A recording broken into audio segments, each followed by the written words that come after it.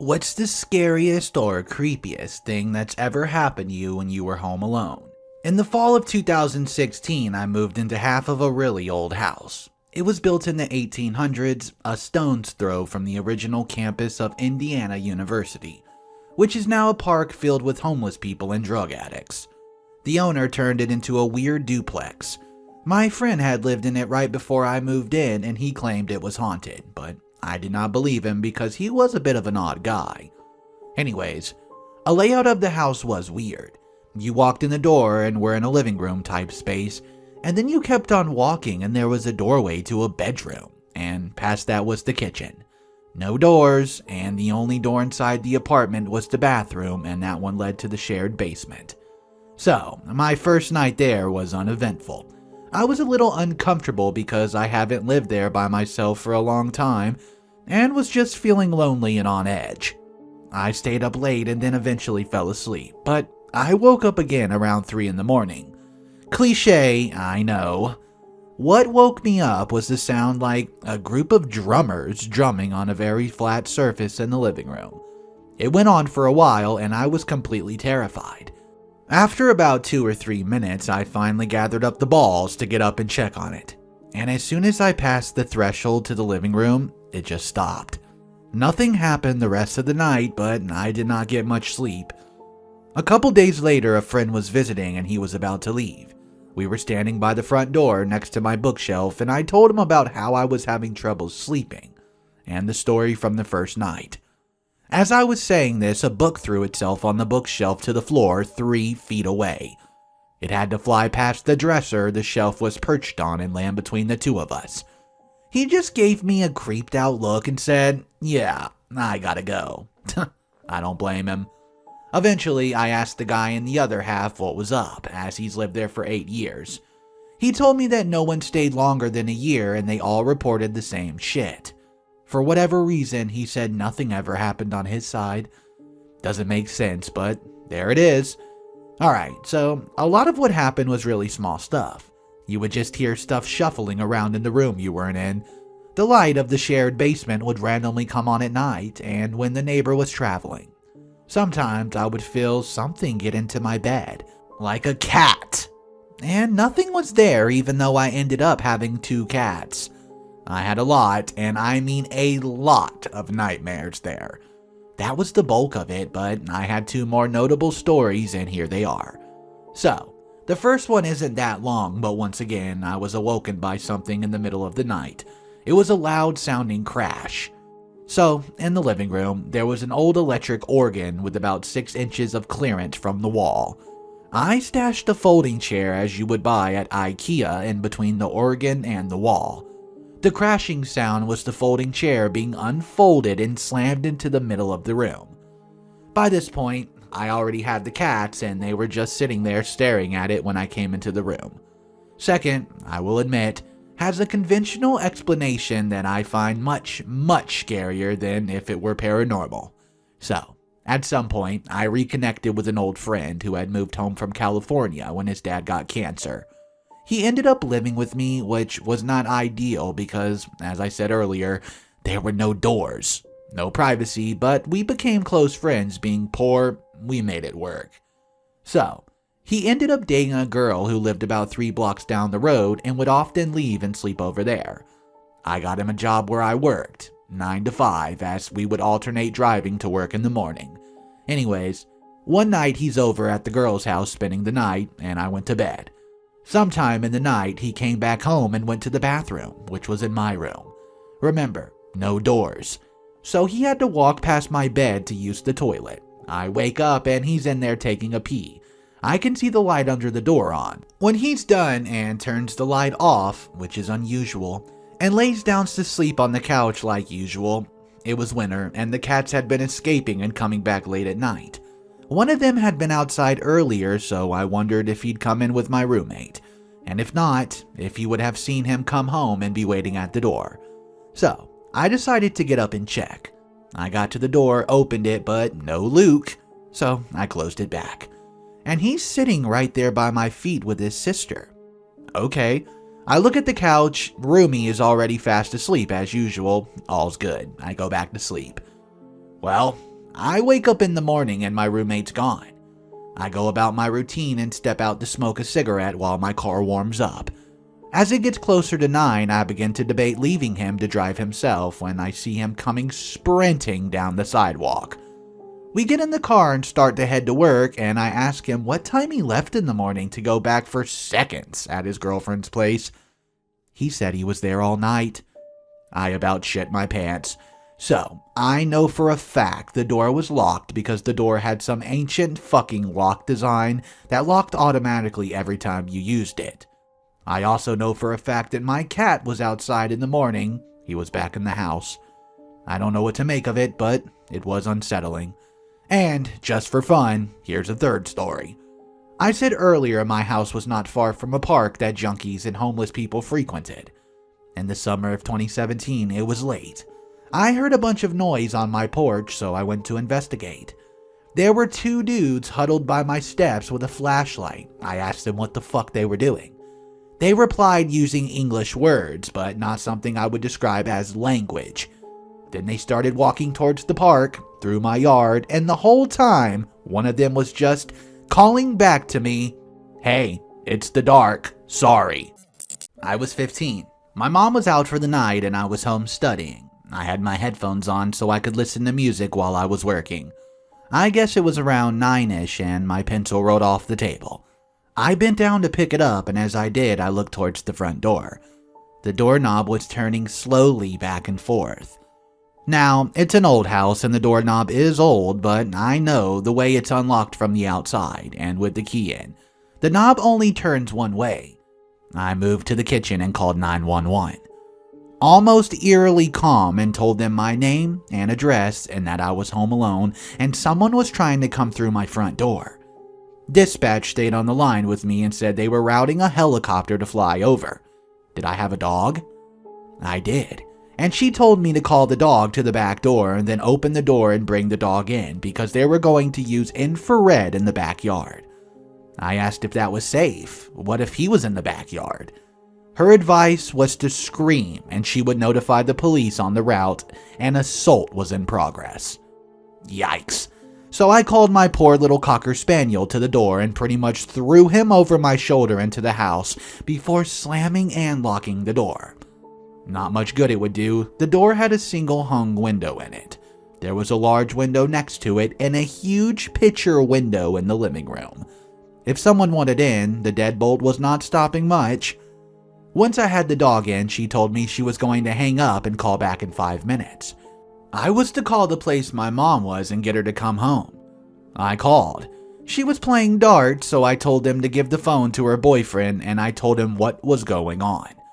He walked up to where my mom was playing, grabbed her, and walked out of the bar. When the dispatcher called back, she gave me the names, descriptions, and the badge numbers of the responding officers, and that she had informed them that they were to hold their badges to the front window before the door would be unlocked for them.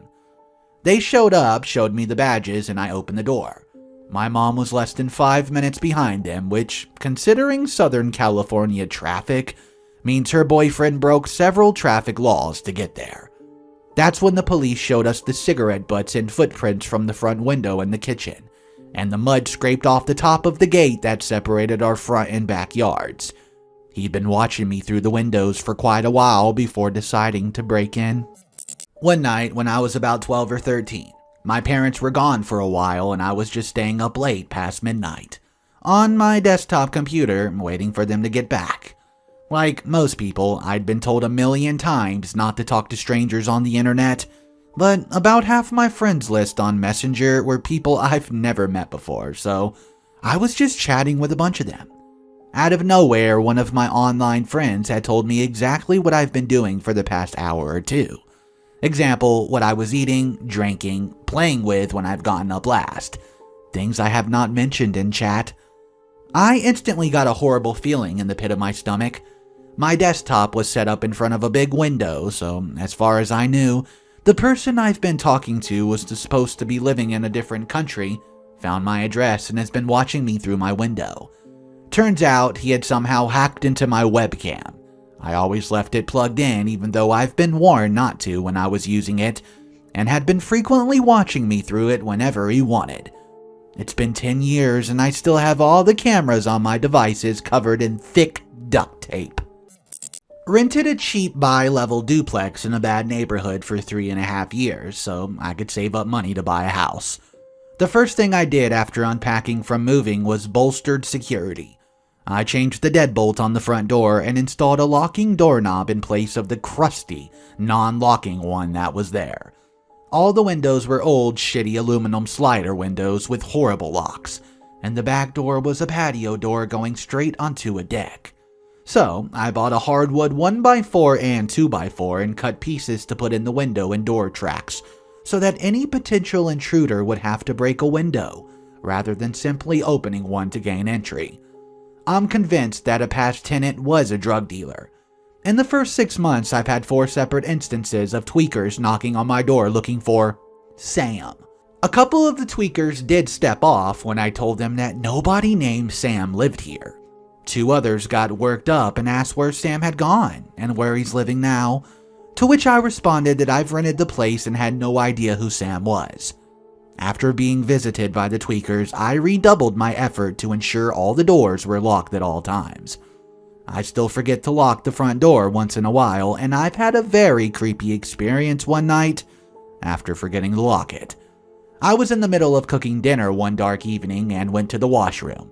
After washing my hands and exiting the washroom, I came back to my kitchen to see a middle-aged Asian man dressed in all black coming up the stairs from the entrance in my kitchen.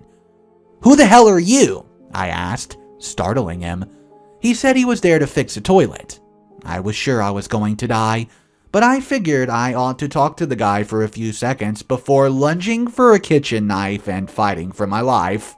The guy explained that the landlord, Gary, had sent him to fix a toilet.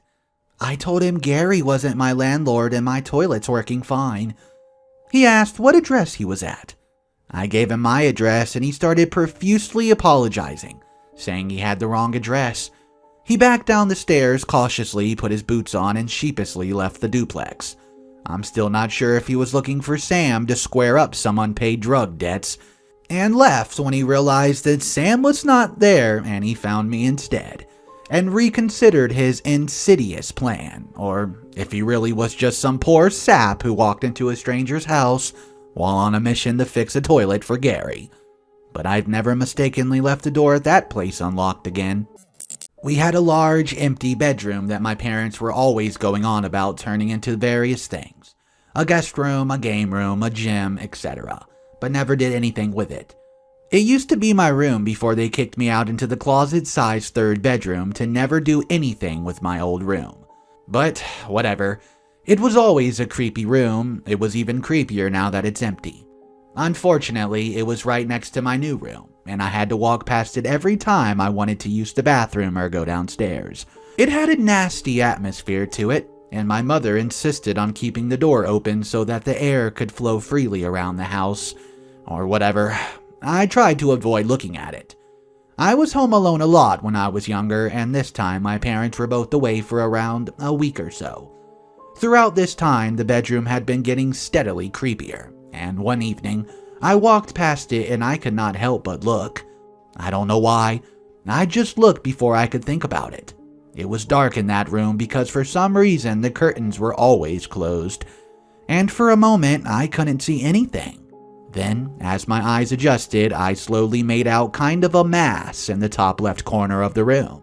It was huge, filling up the whole corner, and it looked like it was constantly moving. Imagine if someone got a pen and managed to scribble in the air just a huge mess of black lines all tangled together. It looked like that, just hovering there. I stared at it for a moment, and then I felt the most unbelievable sense of dread. I reached out and closed the door, and I did not open it again until my parents got back home. I did not mention it to them because I did not think they would believe me. The bedroom was eventually turned into a guest room, and wouldn't you know it, everyone who slept in there had some kind of horrible experience they could not explain. Some people reported feeling uneasy or being watched all night. Other people reported seeing an old man sitting on a chair in the corner of the room. There was no chair there. My mother, on several occasions, went sleeping in there, so she did not disturb my father getting up early for work, Saw the old man in the chair and also saw him standing inside the mirror, banging his fist against the glass. I had to stay in there once and woke up with red scratch marks down the length of my leg. I was home alone with my toddler getting ready for bed after putting her down for the night when I heard her call for me. So I went to her room and she was fast asleep. Weird. Maybe she's woken up for a moment then passed right back out again. I got to the end of the hall before I heard her call me in a panic. I rushed back in and she was still asleep in the same position. I sat with her for a few minutes then made my way to bed when I heard my husband call my name. Must have come home from work early. So I go to him, but he's not there. I call him and confirm he's still at work and decide I must have heard a neighbor or something. I crawl into bed and hear my husband call for me again, and then continue talking as if he's having a conversation with someone. Then I hear my child calling me again and I rush into her room. Still asleep. This goes on for a while until I decide I must really need some sleep and go to bed with the lights on. Too freaked out to sleep, I was staring at a picture hanging on the wall when it disappeared, like the wall just ate it. Looked at another wall hanging and the same thing happens. They would reappear when I looked away and then be eaten by the wall again when I looked directly at them. Decide I'm officially an insane person and I call my husband to come home. Fall asleep eventually and woke up and everything's normal. Except my heart rate can't decide on giving pace, swinging up and down between 30s and 180s. I head to the hospital and I'm having a hypertensive crisis. Turns out it was the beta blockers I'd started recently. Nobody has heard of this reaction, so they kept me for a couple days until my numbers stabilized. No hallucinations after the first night other than hearing dogs bark randomly for a couple days. My husband went out of town for his first work trip followed the birth of our first child. So it was me, my infant daughter, and the dog at home, and I'm counting it as alone, considering I was the only one awake and verbal in the house at the time. I just put my daughter down for bed and was in the kitchen cleaning up, when suddenly I heard our garage door open. Something that should not be possible with my husband and second of two garage door openers literally in another state. I raced to lock the door coming into the house from the garage, and crouched next to it for at least 3 minutes, phone out dialing 911, trying to listen for any sounds or intrusion before cracking the door open just enough to reach my arm through and close the garage again. I did not sleep super well that night though, some that can be blamed on the nightmare that was my baby's sleep schedule at the time. Had at least 3 more mysterious garage openings overnight and the following week. However, it turns out, when I'd paired a spare garage door opener a day prior, one of our neighbors was arriving home and just so happened to use their opener at the exact moment I pressed the link button to our garage. It took me an absurd amount of time to make the connection because they honestly don't go in and out of their house very frequently. In any case, the first instance had me acting out parts of a home intrusion scene in a horror movie. When I was about 11 years old, my parents and sister went shopping and I was staying home with the dog.